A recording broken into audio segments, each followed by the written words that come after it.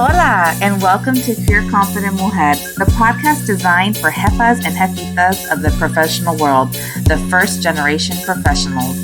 From triumphs to challenges, we're here to share the stories that inspire you to become the jefa of your dreams. Welcome back to another episode of Career Confident Mujer, and this episode is long overdue. I want to apologize. I have been very busy and I have not been consistent.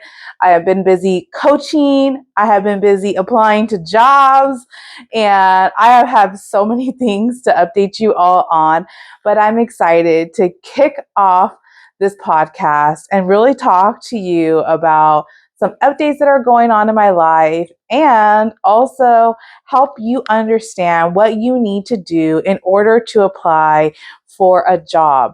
I have been helping clients recently apply for jobs, either due to being laid off or they need new opportunities, they need more income, they want to advance in their careers, want new opportunities. And I've been helping out lots of different mujeres navigate that process.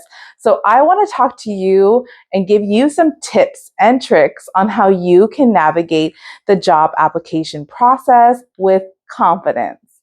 So I want to let you know, about 2 weeks ago at my job, they had posted an interim position. And if you're unaware, an interim position is a position that is not permanent, and it is a position that you can typically hold for at least 2 years before they make it a permanent position and allocate the proper funding for the position. So recently, I had my organization. I work on a college campus. They posted a job opening, and the application was due within a week. And I really was questioning whether I should apply for this job or not.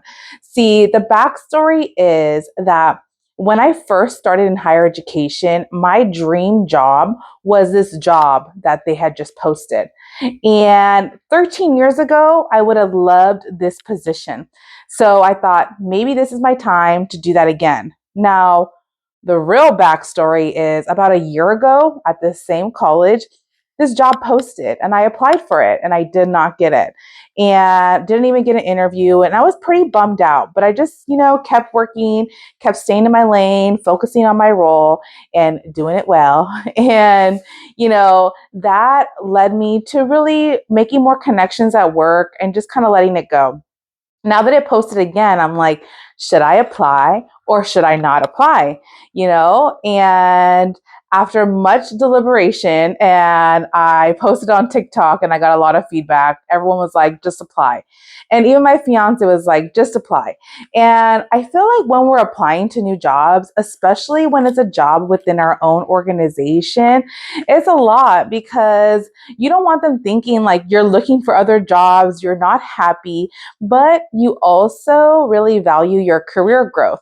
So the way that you handle it and the way that you are able to make your responses in your cover letter and your resume and your interview is a way that you can actually highlight that you're wanting to grow and that you can see yourself making an impact in the organization in different ways. Well, guess what? I applied to the job and then I got an interview. So I was super excited. I got an interview, and this was an opportunity for me to be able to use my career coaching skills and really sell myself in their interview. And let me tell you, the interview went great. I feel like I was really able to share my story and provide more background as to who I am. Especially, when you're in a workplace and you do one job, they really don't understand your full background of experience so that they can be able to understand how they can best utilize your skills in the organization. So I did pretty good in the interview, and a couple of days later, I was informed that I did not get the position. But as you can tell, I am still not bummed about it because I think that it was a really good growing experience. And from this interview, I was able to show myself and to show my heart and to show why I can make a bigger difference on the campus. And even though I didn't get the position, It also allowed me just to be able to get in the face of the VP and let him see my heart. And now he understands that maybe I have outgrown my position and I want more. Because a lot of times in an organization, when you work one role or one position, they don't have an understanding if you want more. There are some people that just go to work day in and day out and don't want career growth, don't want extra responsibilities. So putting myself out there, going through the job interview process, even though I didn't get the job, still landed me in a good position because they know that I want more. So when there is opportunities in the future, they will think about me. So that's really good. So that's my little story about how recently I was applying to a job. And even though I was confused, scared, nervous, wanted to throw up, excited, all of these different feelings, I would not take it back. Even though I got a no, I would not take it back because I feel like going through the job application process, you have to build confidence in knowing that one, you're worth it. And two, you have the skills and the experience to do that next level opportunity. That is the biggest part. Getting over the hurdle and getting over that thought that I might not be happy where I'm currently at, but I know I want more. Just going through those actions will help you build your confidence in your career.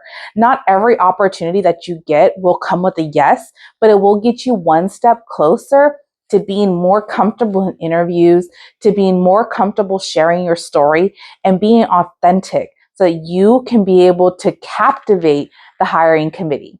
So if this is you right now and you currently feel like you know you want more in your career, but you don't know where to start, I'm going to give you some tips on how you can start the job application process and be able to do it with confidence and ease. Now, first off, when you are starting to look for a job, I want to make sure that you're not just looking for things that you already know of.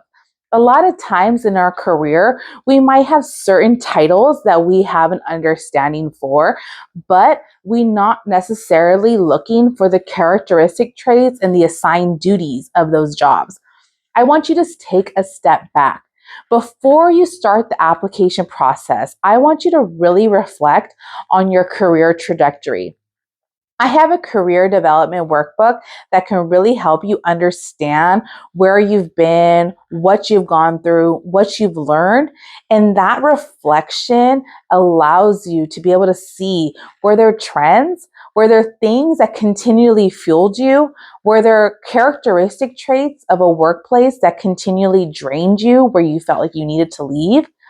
By establishing those trends and understanding what works for you and what doesn't work for you, it gives you a better map to understanding your next step in the direction of your career. So, by you completing a reflection assignment and understanding where you currently are, it will allow you to see more clearly where you want to go next, where you want to develop your skills. So, if you like events or if you like administrative tasks or organization tasks, I suggest that instead of looking for titles, you look for the duties in a job. So whether you go on Indeed or LinkedIn to find your job, instead of looking for titles, I want you to search characteristic traits or job duties that you like project management, administrative, event planning, customer service, whatever that is, instead of a title. And that will populate a lot more jobs to help you dig and help you understand what are things that are a good fit for you. Now, once you've found a job that you are interested in, the next thing to do is start researching the organization. Research the mission, the vision, the values of the organization, and see if you are aligned.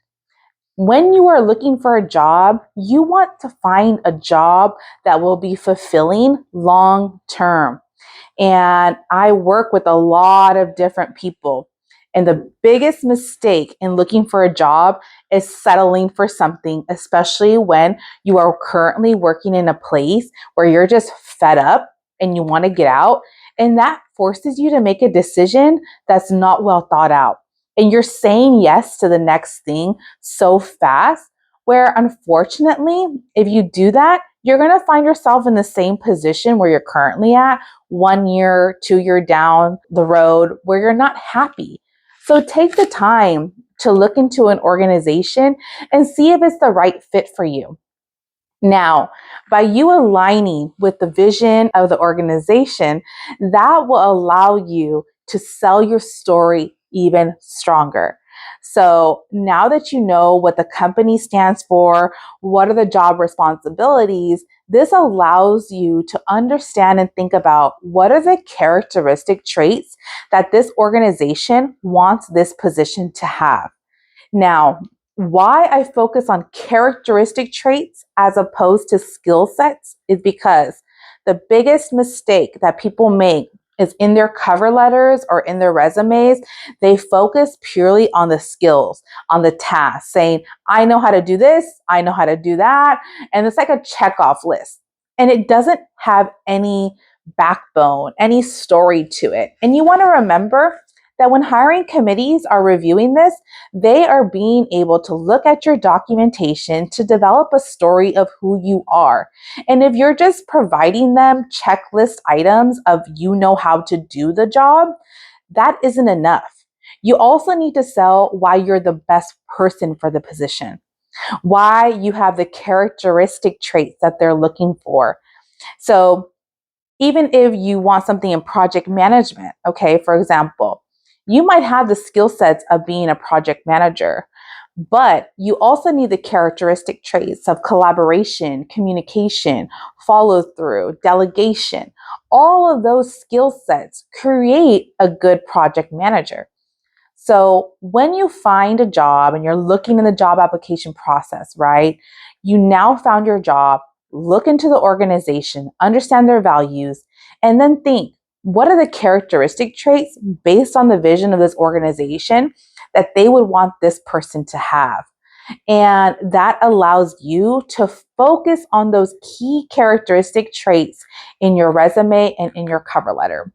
The biggest thing I always say to clients is you cannot teach character. Character is unique. It's from your own perspective, your own experiences that have made you into the person you are today. So tell them why you view the world the way that you do. You're not just doing it because it's a job. You're doing it because it's aligned with your passion and your purpose, which is what I talk about, right? Purpose-driven careers. By you finding jobs that align with your purpose, align with your values, you are able to share your story and connect with your future employer.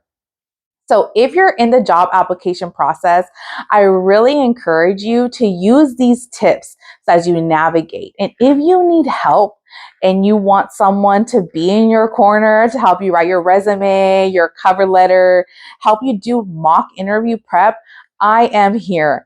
As your career and confidence coach, I want you to understand that you have the full potential and poder to do anything that you have set in your heart.